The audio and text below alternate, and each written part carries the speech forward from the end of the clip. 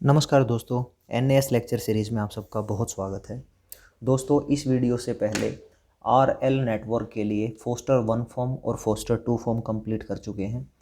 इस वीडियो में core 1 form आपको इन डिटेल समझाएंगे फॉर दी आरएल नेटवर्क। तो सबसे पहले बेसिक से हम स्टार्ट करते हैं।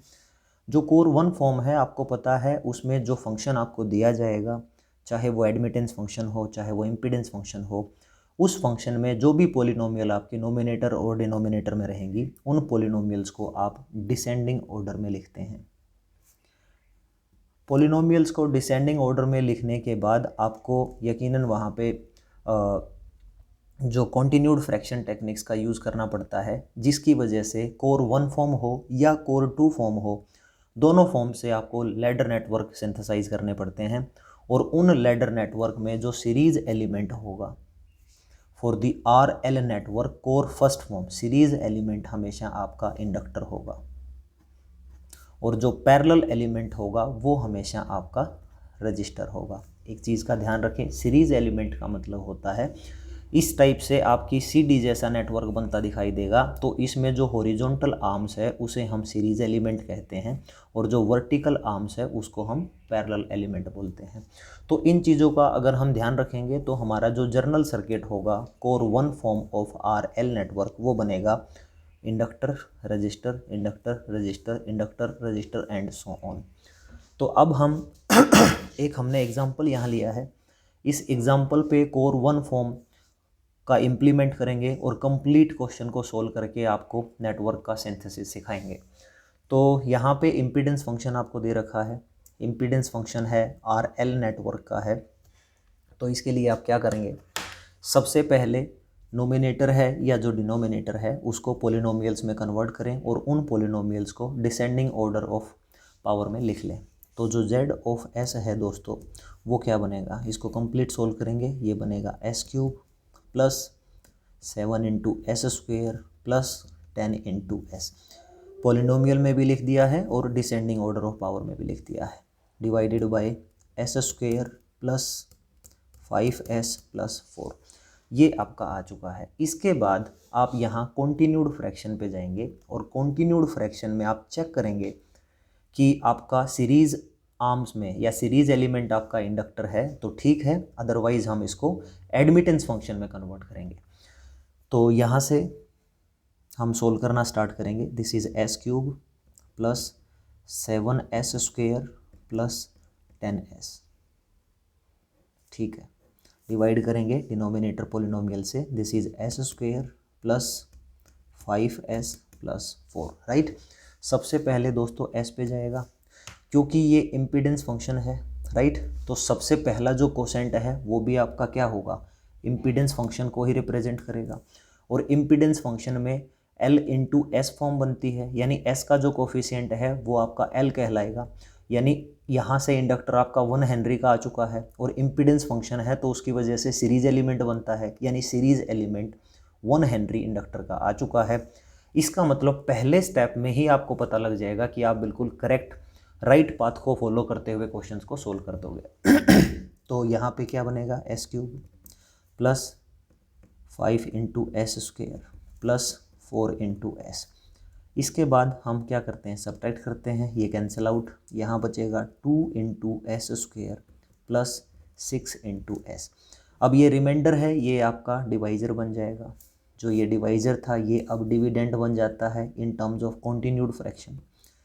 ये एलसी नेटवर्क के लिए और आरसी नेटवर्क के लिए ऑलरेडी सोल्व कर चुके हैं। अब इसके बाद दोस्तों ये आपका 1/2 पे जाएगा, 1/2 पे जाएगा तो यहाँ S square plus 3 into S, right. अब हम इनको सब्ट्रैक्ट करेंगे तो यहाँ कितना बचेगा, 2s, ऊपर से हमने 4 उतार लिया। अब ये वैल्यू यहाँ लिख देंगे, 2 into S square plus 6s। अब किस पे जाएगा, अब ये सिंपली s पे जाएगा क्योंकि हमें ये फैक्टर कैंसिल आउट करना होता है। तो s into 2s that is 2s square plus 4 into S. अब हम क्या करेंगे, सब्ट्रैक्ट करेंगे, ये कैंसिल आउट, यहाँ से सिर्फ 2s बचेगा और अब ये जो वैल्यू है ये उतार लेंगे, दैट इज़ 2s प्लस 4। अब ये दोस्तों आपका 1 पे जाएगा, 1 पे जाते ही 2s, सब्ट्रैक्ट करेंगे, कैंसिल आउट, यहाँ से 4 उतार लिया, अब 4, अब ये 2s यहाँ आ जाएगा, 2s यहाँ आ चुका है, ये जाएगा आपका कितने पे, s डिवाइड बाई 2 पे, तो फिर ये आपका 2s बन जाएगा और फाइनली रिमाइंडर 0 हो जाएगा। कॉन्टीन्यूड फ्रैक्शन हम तब तक करते रहेंगे जब तक रिमाइंडर हमारा 0 नहीं आता है। ये आपका z ऑफ s है, यकीनन ये एक्सप्रेशन y ऑफ s होगा, ये expression again z of s से कंपेयर होगा, ये अगेन y ऑफ s से कंपेयर होगा, और ये अगेन आपका z ऑफ s से कंपेयर होगा।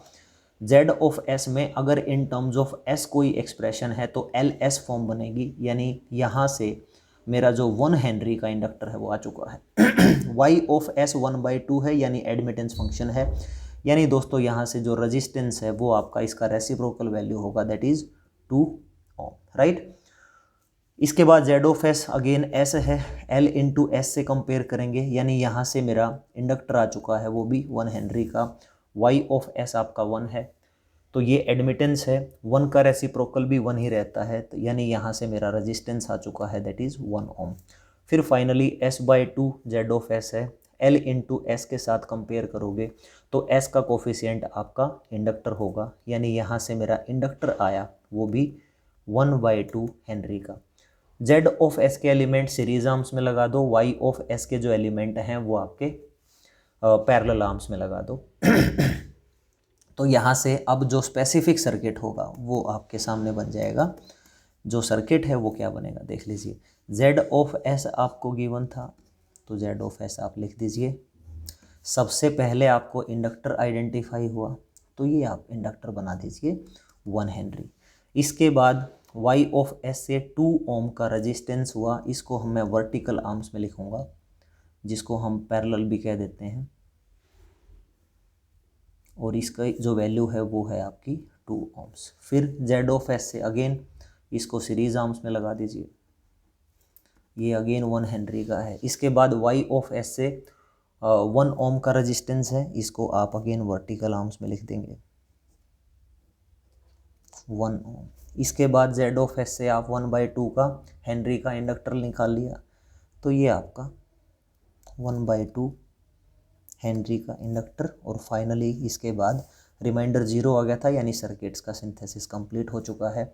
इस टाइप से दोस्तों RL नेटवर्क का अगर इम्पीडेंस फंक्शन दे रखा हो या एडमिटेंस फंक्शन दे रखा हो, तो इन सब बेसिक कंसेप्ट्स को यूज़ करके आप नेटवर्क को सिंथेसाइज कर सकते हो। एक चीज़ का हमेशा ध्यान रखना, मान लीजिए यहाँ एडमिटेंस फंक्शन दे रखा होता, आप इसी तरीके से सोल्व करते, तो पहले स्टेप में जो एडमिटेंस होता तो यकीनन ये जो s है ये एडमिटेंस का कंपेयर होता, और एडमिटेंस में कैसे आता है, c इंटू एस होता है, तो इसका कोफिशिएंट c होता, बट ये तो RL नेटवर्क है, यहाँ c आ नहीं सकता, तो इसका मतलब एडमिटेंस अगर गिवन होता तो पहले उसको एडमिटेंस इम्पीडेंस में कन्वर्ट करते, फिर इम्पीडेंस में कन्वर्ट करके फर्स्ट जो कोसेंट वैल्यू है उसको चेक करते और पता लगाते कि सीरीज एलिमेंट अगर इंडक्टर है तो हम आगे बढ़ते, अदरवाइज आगे नहीं बढ़ते। तो इन चीज़ों का ध्यान रखना, ये जो जर्नल सर्किट्स है इसका भी ध्यान रखना, क्योंकि एक्चुअल जो सर्किट सिंथेसाइज करोगे वो इसी सर्किट्स के साथ कंपेयर होगा और ऐसा ही बिल्कुल